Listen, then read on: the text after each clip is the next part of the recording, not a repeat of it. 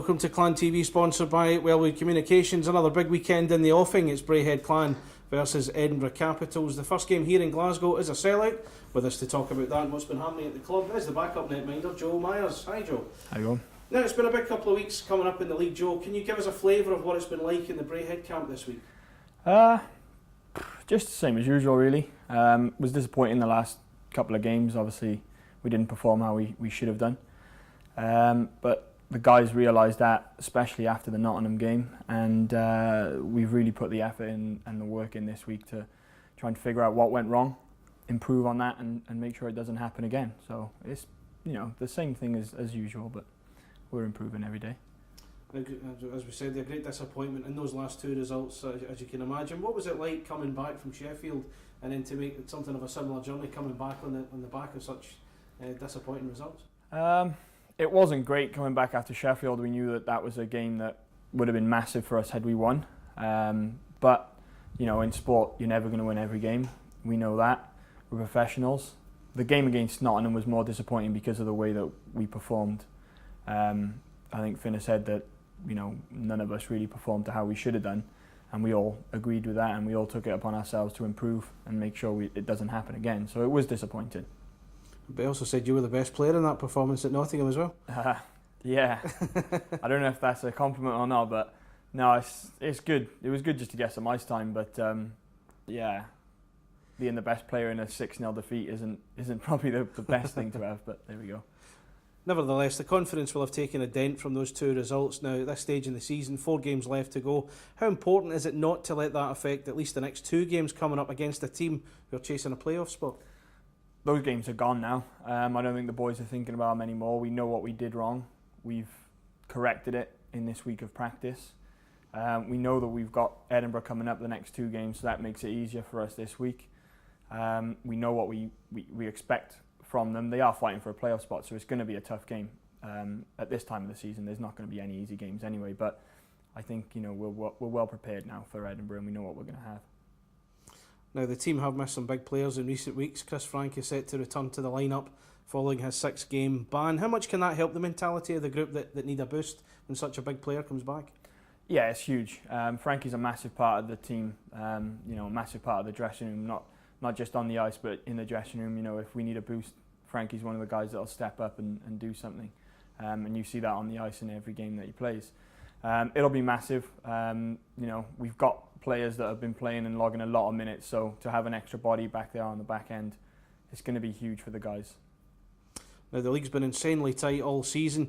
Have you at any point given any thought of what it'd be like to miss out in the championship or even win it? I know what you're going to say here, but come on, be honest.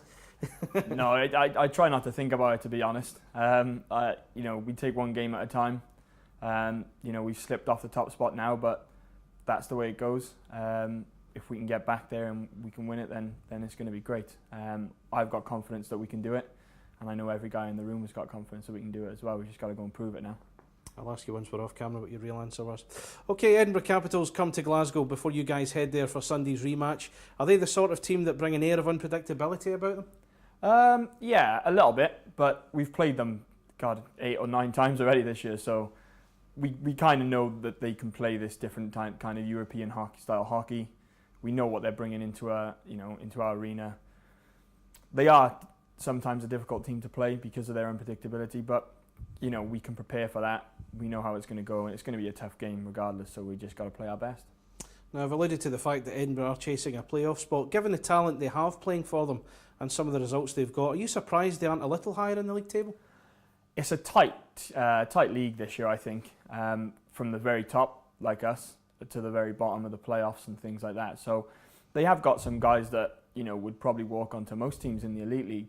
So it is, you could say, surprising, but they're a funny team, Edinburgh. They can either put a string of great results together, or, like you said earlier on, they can have a string of defeats, and that really, really hurts them. So I think they're a confidence team. When their confidence up, they play well. If their confidence down, they don't. So as we get to the final couple of weeks of the season, between the 3 teams, that's Braehead, Sheffield and Cardiff, is it a case of who holds their nerve the best? Yeah, I think so. Looking at the teams that we've got to play and the teams that the other teams have got to play, Cardiff and Sheffield, it's not going to be an easy run-in for any one of us. So yeah, it could be a case of whoever holds their nerve on the last weekend gets to win the major trophy. But I'm confident that we've got what it takes in this dressing room to do it. Thanks very much, Joe. No problem. Thanks, guys.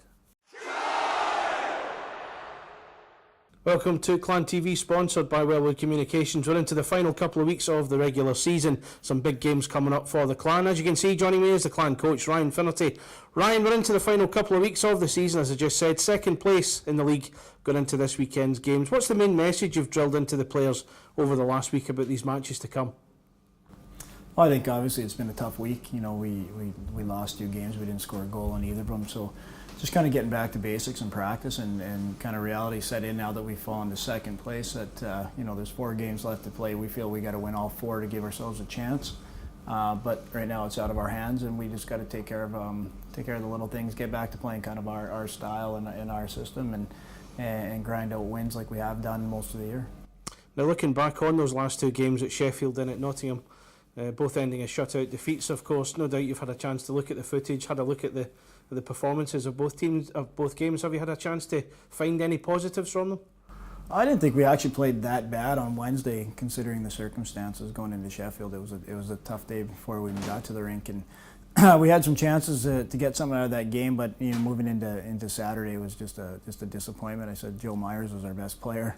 You know, when we put him in, and when your backup goalie is your best player, it's not going to be a good night here. You know, we just had no offense going defensively. It was one of our worst games, you know, possible, and our worst games we played all year. And we just were never in it from the time the first puck dropped. Now, you've said all along you don't want to have to rely on other teams to win this championship, but as things stand, and assuming Braehead win all the remaining games, that may be the case. How frustrating is it that you may be left in a position where you have to rely on someone else to help you out? Well, it's just a reality now. It is what it is. You know, it's frustrating, but at the same time, we're in a good position. If anybody would have asked us to be in this position in August, we would have taken it. So, no, we're still confident. Like I said, we're a very confident group here. We know what other teams have to do, and the schedules other teams have are obviously, you know, it's not going to be easy for anybody to run the table. But I find that that there is some difficult games for both Sheffield and Cardiff. You know, obviously they play each other twice. You know, and we have the luxury this week of just focusing on one team. You know, short travel, so that benefits us in that case where we're not preparing for two different opponents. So, you know, but at the same time we got to worry about ourselves right now. And come Sunday, if we have a successful weekend, who knows where we'll be. You know, but there's still a lot of twists and turns to come, and a lot, as you can see, a lot can happen. I mean, Sheffield lose one night and then win 11-0 against the same team 4 days later or 3 days later. So you expect the unexpected, I guess, in this league, but you just got to make sure you're taking care of your own business. You mentioned there about Sheffield beating Cardiff 11-0 on Wednesday after losing the Challenge Cup final to them last Sunday. How surprised were you at that particular result on Wednesday night? Yeah, I was at the game on Sunday, and I thought Cardiff did a great job of you know, scoring on the chances they got, and then they shut the game down pretty good on Sheffield. Sheffield had a bit of life there after they scored the first goal here, but Cardiff defended so well and never really gave them a second look. And then I watched the game on Wednesday, and it was yeah.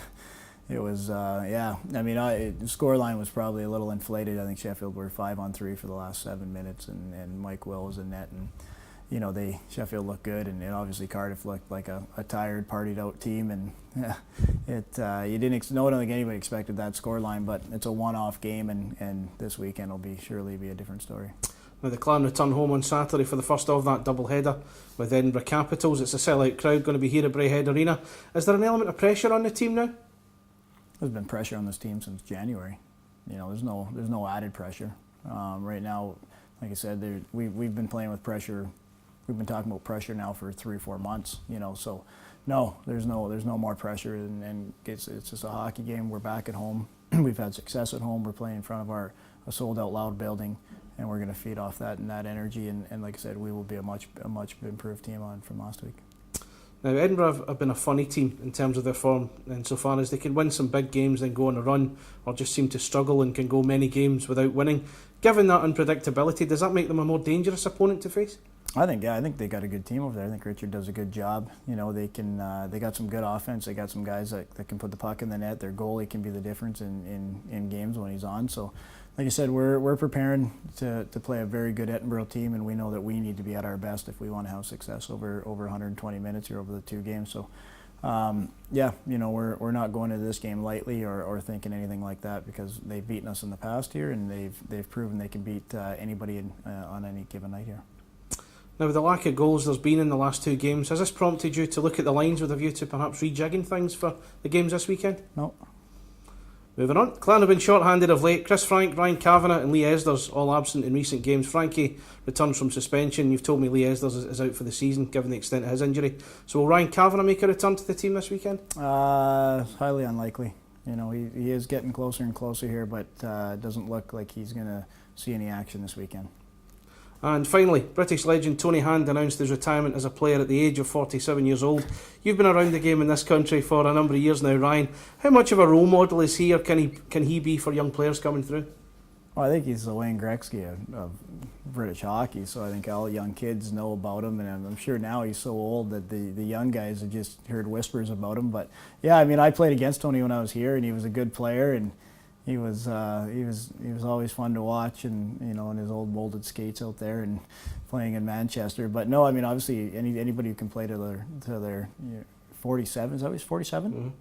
47 years old is pretty impressive. You know, if he can public skate at 47, I'm impressed. So, yeah, no, he's had a great career, and he's been a great ambassador for British hockey, and you know, he'll be a legend for the next 1,000 years. So, it's. You know, it's a hell of a career, and what can you say? Anybody who plays at this level, or even the EPL until 47 is pretty impressive. Thanks very much, Ryan. Thanks.